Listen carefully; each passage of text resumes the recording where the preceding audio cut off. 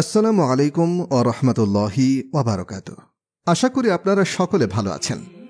আজকে আপনাদের সাথে আলোচনা করব আদ জাতিকে আল্লাহ তাআলা কেন ধ্বংস করে দিয়েছিলেন সে সম্পর্কে। আশা করি আপনারা সকলে পুরো ভিডিওটি না টেনে দেখবেন। আল কুরআনে যে সকল মহামান্বিত নবী রাসূলগণের কথা গুরুত্ব সহকারে আলোচনা করা হয়েছে, আল ইয়াশা আলাইহিস সালাম হলেন সেই পর্যায়ের একজন নবী। আল কুরআনে তার আলোচনা দুইটি সূরায় দুইবার এসেছে। সূরা দুটি হল যথাক্রমে আল আনআম ও সূরা সদ। তবে এই দুটি সূরায় তার সম্পর্কে অতি সংক্ষেপে আলোকপাত করা হয়েছে। নবী করিম সাল্লাল্লাহু আলাইহি ওয়াসাল্লাম হতেও তার সম্পর্কে কোনো আলোচনা আছে বলে হাদিস গ্রন্থে উল্লেখ নেই। সঙ্গত কারণেই তার সম্পর্কে তাফসীরকারক, ইতিহাসবিদ ও নবী রাসূলগণের জীবনীকারকগণ খুবই অল্প লিখেছেন। নবী আল ইয়াশা এর বংশ পরিচয় আল্লামা ইবনে কাসির তার ইতিহাস গ্রন্থে লিখেছেন। মুহাম্মদ ইবনে সাহাক বলেছেন, আল ইয়াশা আলাইহিস সালাম হলেন আখতুবের পুত্র। অতঃপর ইবনে কাসির বলেন, হাফিজ আবুল কাসিম ইবনে আসাকির তার আরবি বর্ণনামালা অনুসারে বিন্যাসিত ইতিহাস গ্রন্থে আল ইয়াশ বর্ণনামালার অধীনে আল ইয়াশা আলাইহিস সালামের বংশ তালিকার এই রূপ দিয়েছেন।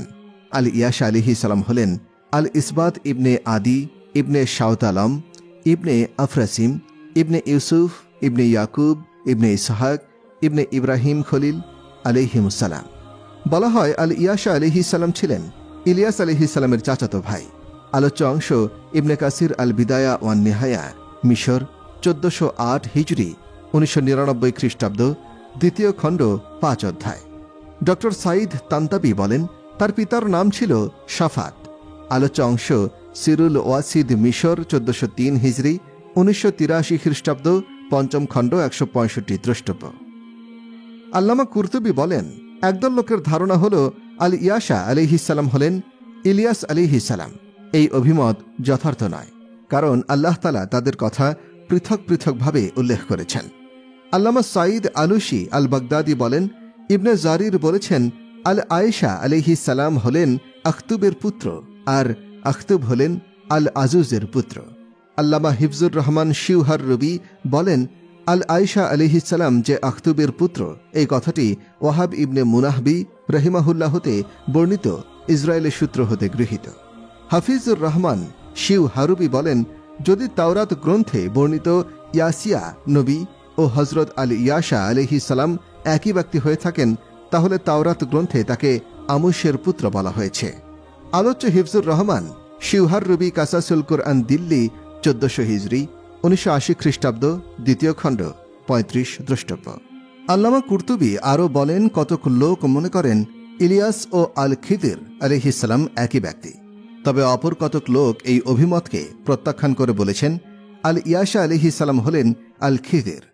আলোচ্যাংশ আল কুরতুবী আল জামিলি আহকামিল কুরআন। মাওলানা আবু আলা মাউদুদি বলেন, আল ইয়াশা আলাইহিস সালাম বনী ইসরায়েলের শীর্ষস্থানীয় নবীগণের একজন ছিলেন। ইয়াহুদি ও খ্রিস্টান জগৎ তাকে ইলিশা নামে উল্লেখ করে থাকেন। আলোচ্য অংশ তাহফিমুল কুরআন, 7ম সংস্করণ, দিল্লি, 1982 খ্রিস্টাব্দ, 4র্থ খণ্ড, 344 দ্রষ্টব্য। ইবনে কাসির আরও বলেন, বলা হয় আল ইয়াশা আলাইহিস সালাম ছিলেন সেই ব্যক্তি যাকে জুলফিকুল আলাইহিস সালাম এইরূপ নিশ্চয়তা দিয়েছিলেন যে যদি তিনি তওবা করে আল্লাহর পথে ফিরে আসেন তাহলে তিনি জান্নাতে প্রবেশ করবেন। এই কিফালত বা নিশ্চয়তা দানের জন্যই তাকে জুলফিকুল বা নিশ্চয়তা দানের অধিকারী বলে ডাকা হতো। আলোচ্য অংশ আল বিদায়া ওয়ান নিহায়া। প্রাগু নবী আল ইয়াশা আলাইহিস সালামের নবুয়ত লাভ।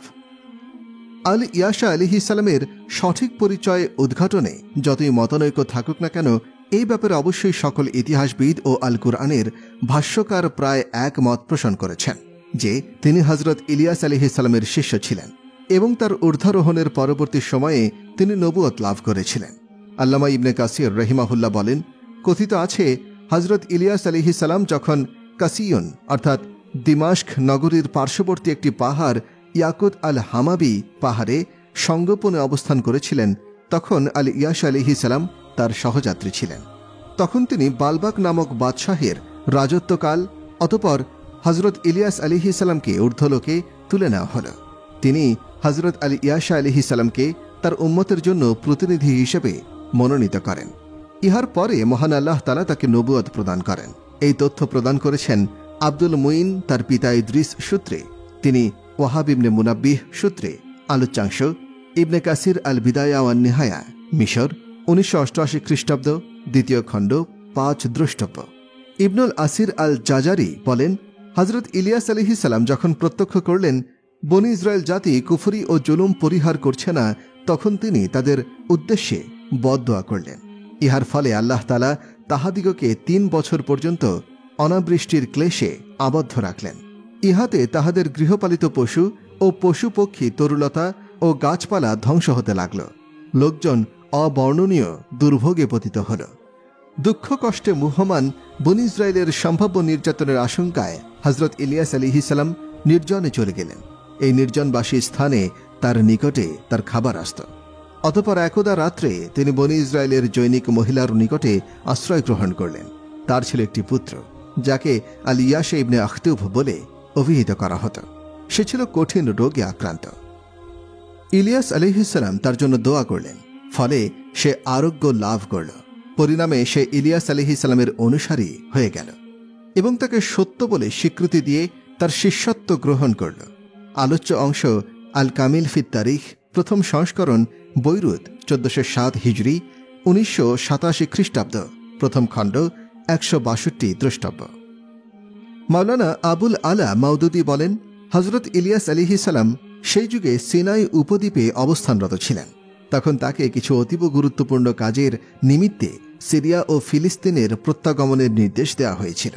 এই গুরুত্বপূর্ণ কার্যাবলীর মধ্যে একটি ছিল হজরত আল ইয়াশা আলাইহিস সালামকে তার স্থলাভিষিক্ত করার জন্য প্রস্তাব নির্দেশ অনুযায়ী হজরত ইলিয়াস আলাইহিস সালাম তথায় উপস্থিত হয়ে আল আয়েশা আলাইহিস সালামকে হাল চাষ করতে দেখলেন। তার সম্মুখে ছিল 12 জোড়া বলদ এবং তিনি নিজেই 12তম জোড়ার হালগুলোকে হাঁকাইতেছিলেন। হজরত ইলিয়াস আলাইহিস সালাম তার পাশ দিয়ে অতিক্রম করবার সময় তার উপর দিয়ে চাদর ফেলে দিলেন। ফলে ইয়াশা আলাইহিস সালাম কৃষিকাজ ছেড়ে তার সঙ্গে সঙ্গী হয়ে গেলেন। আনুমানিক 10 কিংবা 12 বছর তিনি ইলিয়াস আলাইহিস সালামের নিকট দীক্ষা গ্রহণ করতে থাকলেন। অতঃপর আল্লাহ তাআলা তাকে ঊর্ধ্ব জগতে তুলে লয়ে আল ইয়াশা আলাইহিস সালামকে তার স্থলাভিষিক্ত নিযুক্ত করলেন। আলোচ্যাংশ তাহফিমুল কুরআন, দিল্লি, 1982 খ্রিস্টাব্দ, 4th খণ্ড, 344 দ্রষ্টব্য। খ্রিস্টান বিশ্বকোষ প্রণেতা আল মুআল্লিম বুতুরুস আল বুস্তানি আল আশ আলাইহিস সালামকে ইলিশা বলে দায়রাতুল মারিফে উল্লেখ করেছেন। অতঃপর তিনি বলেন, ইলিশা একজন ইব্রানি নবী ছিলেন। নবী ইলিয়াস আলাইহিস সালামের আল ইয়াশা আলাইহিস সালামের সহিত সাক্ষাৎ করবার ঘটনাটি ইতিপূর্বে তাহফিমুল কুরআন উদ্ধৃতিতে যেভাবে উল্লেখ করা হয়েছে, সেইরূপ বিবরণ বুতুরুস আল বুস্তানিও বিবৃতি করেছেন। তবে আল বুস্তানির বিবরণে রয়েছে, ইলিয়াস আলাইহিস সালামকে ইয়াহুদি ও খ্রিস্টান জগতে এই নামে উল্লেখ করে, তার সাথে সাক্ষাৎ করে তার নবুয়তের দায়িত্ব গ্রহণের আহ্বান জানাচ্ছিলেন। অতঃপর ইলিয়াকে ভূমণ্ডল হতে উঠিয়া লওয়া হলে ইলিশা তার চাদরটি গ্রহণ করেন। অতঃপর নবীগণের যে সকল পুত্র আরিহার অধিবাসী ছিল, তারা ইলিশাকে ইলিয়ার মতো চেহারার অধিকারী দেখতে পেল। তারা বলাবলি করতে লাগল, ইলিয়ার আত্মা ইলিশার মধ্যে প্রবিষ্ট হয়েছে। তাহারা তার সাথে সাক্ষাৎ করতে আসত। তখন তার সম্মানার্থে মস্তক নত করে তার সম্মুখে দাঁড়িয়ে থাকত। আলোচ্যাংশ দায়রাতুল মারিফ, বৈরুত, 4th খণ্ড, 335 দ্রষ্টব্য। আল কুরআনে আল ইয়াশা আলাইহিস সালাম প্রসঙ্গে। আল কুরআনে আল ইয়াশা আলাইহিস সালামের প্রসঙ্গ অতি সংক্ষেপে আলোচনা করা হয়েছে। তাকে কিভাবে, কখন, কাদের নিকটে প্রেরণ করা হয়েছিল ইত্যাদি মোটেই আলোচনা করা হয় নাই। তবে আল্লাহ তাআলা তার কথা অন্যান্য নবী আলাইহিমুস সালামের সাথে আলোচনা করেছেন। ইরশাদ হয়েছে কুরআন পাকের 6তম সূরা 86 নম্বর আয়াতে, আরও সৎ পথে পরিচালিত করেছিলাম ইসমাইল, আল ইয়াশা, ইউনুস ও লুতকে, এবং শ্রেষ্ঠত্ব দান করেছিলাম বিশ্বজগতের উপর প্রত্যেককে। কুরআনে পাকের 38তম সূরার 48 নম্বর আয়াতে আরও ইরশাদ হয়েছে, স্মরণ করো ইসমাইল, আল ইয়াশা ও জুলফিকলের কথা, তারা প্রত্যেকেই ছিল সজ্জন। প্রথমত আয়াতের ব্যাখ্যায় সাঈদ আলুসি বলেন, প্রত্যেককে নবুয়ত দানের মাধ্যমে সমকালীন বিশ্বের শ্রেষ্ঠত্ব দান করেছিলাম। ইহাতে এই কথার দলিল রয়েছে যে নবীগণের মর্যাদা ফেরেশতাগণের ঊর্ধ্বে।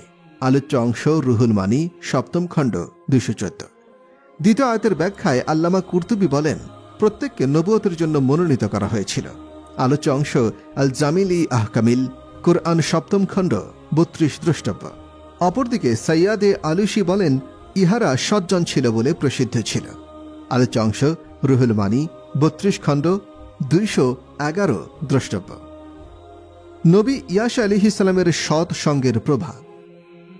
আনোয়ারে আম্বিয়া গ্রন্থে বলা হয়েছে যে হযরত আল ইয়াশা আলাইহিস সালামের নবুয়ত লাভের ঘটনাটি প্রমাণ করে যে পুণ্যবানদের সংস্পর্শে যে কোনো মানুষের উন্নতি ও কৃতকার্য তার মহান সোপান। হযরত ইলিয়াস আলাইহিস সালাম কৃষি খামার দিয়ে যাত্রা করেছিলেন। খামারের স্বত্বাধিকারী হাল চাষ করেছিলেন। ইলিয়াস আলাইহিস সালামকে দেখে সে দৌড়ে খামারের স্বত্বাধিকারী হাল চাষ করছিলেন। ইলিয়াস আলাইহিস সালামকে দেখে সে দৌড়ে তার সাথে চলতে লাগল। তিনি অবাক বিস্ময়ে লোকটিকে জিজ্ঞাসা করলেন, তুমি এভাবে কেন আসিতেছ? কৃষিকর্মের মালিক ইত্যবসরে স্বীয় কর্মের গরুটি লয়ে আসল এবং উহাকে জবেহ করে গরুটি রান্না করল এবং আল্লাহর নামে সকলকে ভক্ষণ করাইল। ইলিয়াস আলাইহিস সালাম তাহার আল্লাহ ভক্তি দেখে তার উপর খুশি হলেন। লোকটি হযরত ইলিয়াস আলাইহিস সালামের খাদেম হবার বাসনা প্রকাশ করল। তিনি তাকে বরণ করে নিলেন। এই মহান প্রাণ ব্যক্তিটি ছিলেন আল ইয়াশা আলাইহিস সালাম। হযরত ইলিয়াস আলাইহিস সালামের সময় নিকটবর্তী হলে তিনি আল ইয়াশাকে বিদায় করে দিবার মনস্থ করলেন, কিন্তু তিনি তো কোনোভাবেই ছেড়ে যেতে চাইছেন না। হযরত ইলিয়াস আলাইহিস সালাম তাকে ডেকে বললেন, তোমার মনোবাঞ্ছা থাকলে বলো। তিনি বললেন, আমার বাসনা হলো আপনার উপর যেই পবিত্র বরকত অবতীর্ণ হয় তা যেন আমার উপরেও অবতীর্ণ হয়। ইহার ফলে হযরত ইলিয়াস আলাইহিস সালাম তাকে স্বীয় খলিফা নিযুক্ত করে নিলেন। মাওলানা রুমি কতই না সুন্দর করে কথা বলেছেন। একটি মুহূর্ত অলিগণের সংস্পর্শে থাকা শতবর্ষের প্রদর্শনী মুক্ত ইবাদত হতে উত্তম। আলোচ্য অংশ আনোয়ারে আম্বিয়া 304 পৃষ্ঠা দ্রষ্টব্য। আল ইয়াশা আলাইহিস সালামকে সঙ্গে নিয়ে হযরত ইলিয়াস আলাইহিস সালামের দোয়া। আল্লাহ তাআলা ইলিয়াস আলাইহিস সালামের প্রতি এই মর্মে ওয়াহি পাঠ করলেন যে তোমার অবাধ্যতা একমাত্র বনী ইসরায়েলরা করেছে। তাদের অবাধ্যতার কারণে তুমি বৃষ্টি আটকিয়ে দিয়েছ। ইহার ফলে পশু পাখি, কীট পতঙ্গ, বৃক্ষ, লতা পাতা ধরনের জগতের অসংখ্য সৃষ্টি ধ্বংসের মুখে পতিত হয়েছে। আল্লাহর এই কথা শুনে হযরত ইলিয়াস আলাইহিস সালাম অত্যন্ত বিনম্র হয়ে গেলেন। কথিত আছে যে ইলিয়াস আলাইহিস সালাম তৎক্ষণাৎভাবে বলে উঠলেন, হে আমার রব, আমাকে অনুমতি দিন, আমি তাদের জন্য দোয়া প্রার্থনা করি। তাহারা অনাবৃষ্টির ফলে যে দুর্ভোগ পোহাইতেছে তা হতে নিষ্কৃতি লাভ করে স্বাভাবিক জীবনে ফিরে আসবে। অতঃপর আশা করা যায় তারা তুমি ছাড়া অন্য যাদের উপাসনা করছে তা হতে প্রত্যাবর্তন করবে। তিনি অনুমতি লাভ করার পরে বনী ইসরায়েলের নিকটে চলে গেলেন এবং বললেন, আহা, কি যে সর্বনাশী খেলায় তোমরা মাতিয়া উঠিছ! ক্ষুধা তৃষ্ণার জ্বালায় ধুকে ধুকে মৃত্যুকে আলিঙ্গন করছ।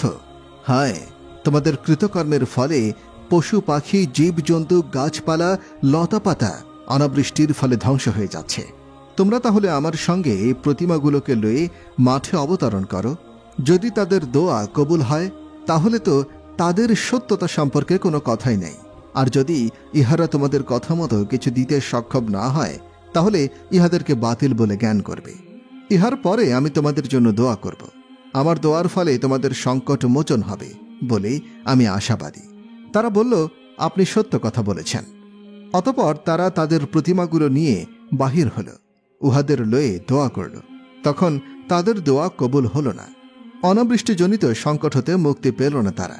ইলিয়াস আলাইহিস সালামকে অনুরোধ করে বলল, হে ইলিয়াস, আল্লাহর দরবারে আমাদের জন্য দোয়া করুন। ইলিয়াস আলাইহিস সালাম তাতে সাড়া দিয়ে আল ইয়াশা আলাইহিস সালামকে সঙ্গে নিয়ে আল্লাহর দরবারে দোয়া করলেন। অনাবৃষ্টিজনিত দুর্ভোগ লাঘব করবার জন্য ঢাল সদৃশ একখণ্ড মেঘ সমুদ্রের উপরে ছায়াপাত করল। তারা উহা প্রত্যক্ষ করল। মেঘ খণ্ডটি তাদের দিকে ধাবিত হয়ে তাদের উপরে বর্ষিত হল। ইহাতে তাদের সমগ্র আবাসভূমি সিঞ্চিত হল। তাদের উপরে এই পরিমাণ বৃষ্টিপাত হল যে ইহার ফলে অনেক দালান ধসে পড়ে গেল। অতঃপর তারা আল্লাহর নবী ইলিয়াস আলাইহিস সালামের নিকটে দালান কোঠা ধসে পড়া এবং বীজ না থাকার অভিযোগ পেশ করল। বলল, আমাদের নিকট চাষাবাদ করবার উপযোগী কোনো শস্য দানা নাই। তখন আল্লাহ তাআলা ইলিয়াস আলাইহিস সালামের নিকটে ওয়াহি পাঠালেন যে তারা যেন জমিতে লবণ ছিটিয়ে দেয়। তারা ওহির আদেশ মোতাবেক তাই করল।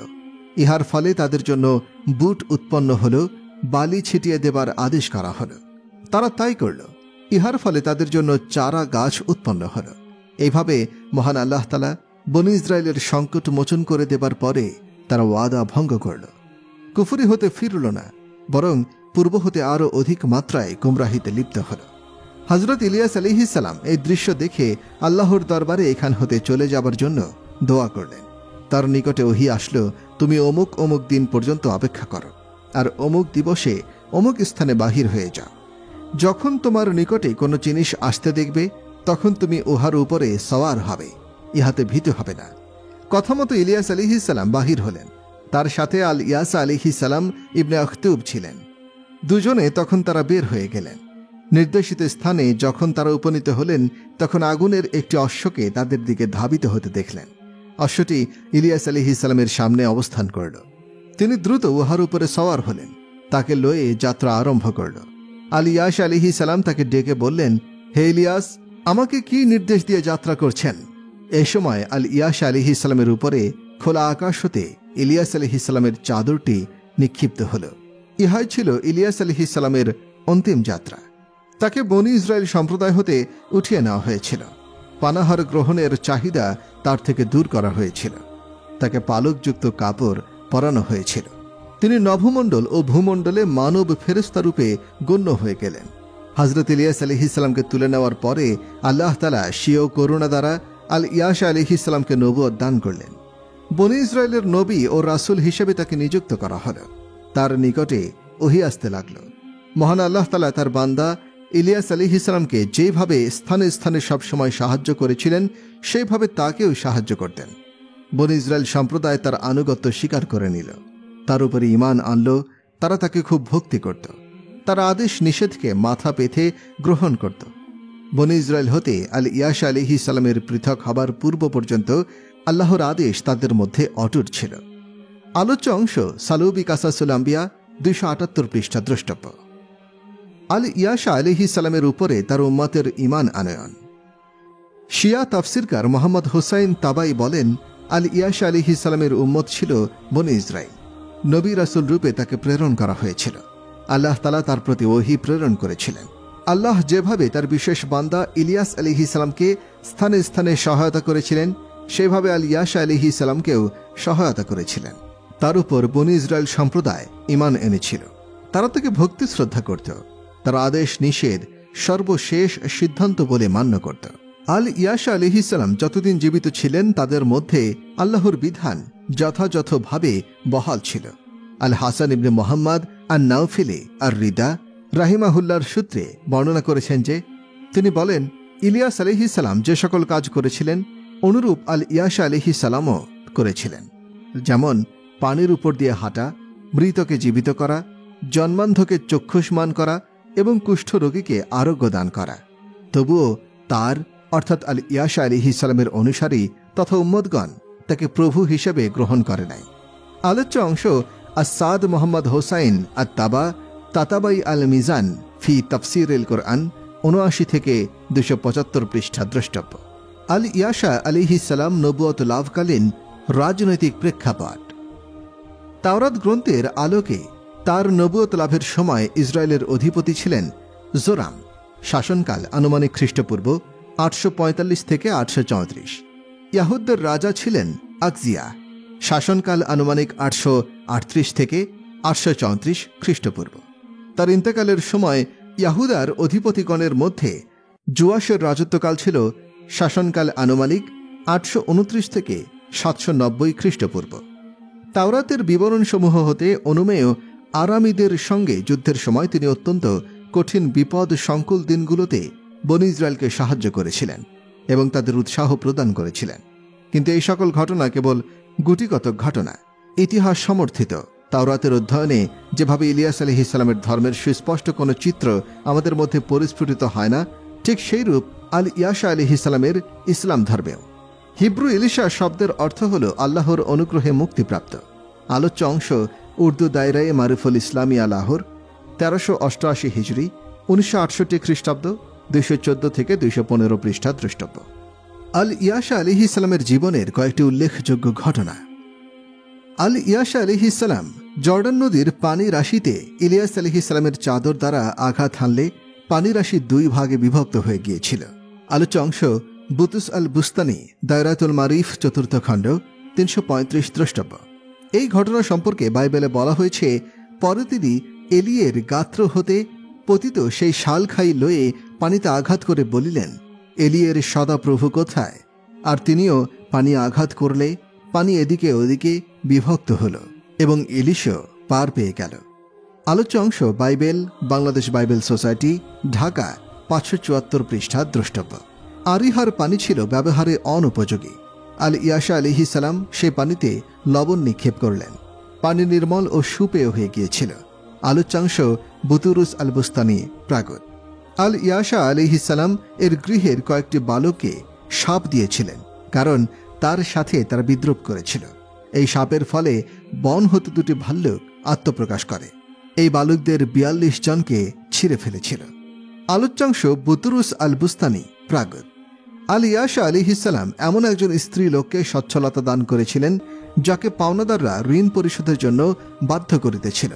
এই সচ্ছলতার পরিধি এমন ব্যাপকতা ছিল যে ইহার দ্বারা স্ত্রী লোকটি তার 2 জন সন্তান সহ জীবন ধারণ করতে সক্ষম হতো।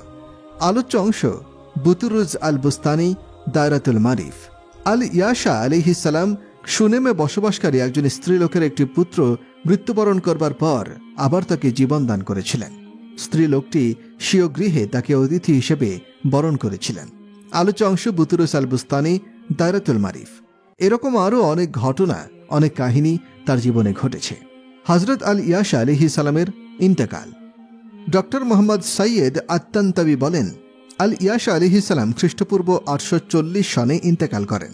আলোচ্য অংশ আত তাফসিরুল ওয়াসিদ 3য় সংস্করণ 1403 হিজরি 1938 খ্রিস্টাব্দ 1ম খণ্ড 165 দ্রষ্টব্য। বুতুরুস আল বুস্তানি এই ব্যাপারে ইতিহাসবিদদের ঐক্যমতের প্রতিষ্ঠার দাবি করেছেন। অতঃপর তিনি বলেন, রোমানীয় গির্জা ওহার পুত্র পবিত্রতা প্রমাণ করে জুন মাসের 14 তারিখ তার স্মরণার্থে উৎসব উচ্চালিত হয়। ইউরেনিমুসের শাসনকালে আজ সামিরাতে তার কবর চিহ্নিত করা হয়। অপরদিকে জুলিয়ানুসের শাসনকালে কবর হতে তার হাড় সমূহকে গোপনে উঠিয়ে আগুন দ্বারা দাহ করা হয়। আলোচ্য অংশ বুতুরুস আল বুস্তানি দায়রাতুল মারিফ পৃষ্ঠা নম্বর 335 দ্রষ্টব্য।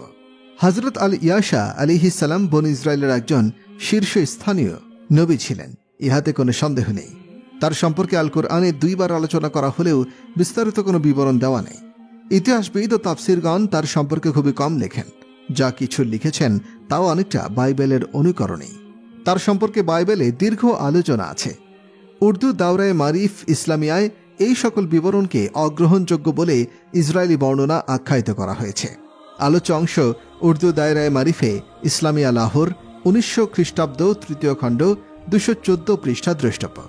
তবে যেহেতু ইসলাম এই সকল বিবরণের সত্যতা সম্পর্কে মৌনতা অবলম্বন করেছে, তাই উহাকে গ্রহণ বা বর্জন কোনো কিছুর দিকে প্রাধান্য দেওয়া উচিত নয়। প্রিয় দর্শক, এই ছিল নবী আল ইয়াশা আলাইহিস সালামের জীবন কাহিনী। এরকম আরও নবী রাসূলগণের জীবন কাহিনী জানার জন্য আমাদের চ্যানেলটি সাবস্ক্রাইব করে সাথেই থাকুন এবং ভিডিওটিতে একটি লাইক দিয়ে শেয়ার করার অনুরোধ করা হলো। আজকের মতো এখানেই বিদায় নিচ্ছি। আসসালামু আলাইকুম ওয়া রাহমাতুল্লাহি ওয়া বারাকাতুহু।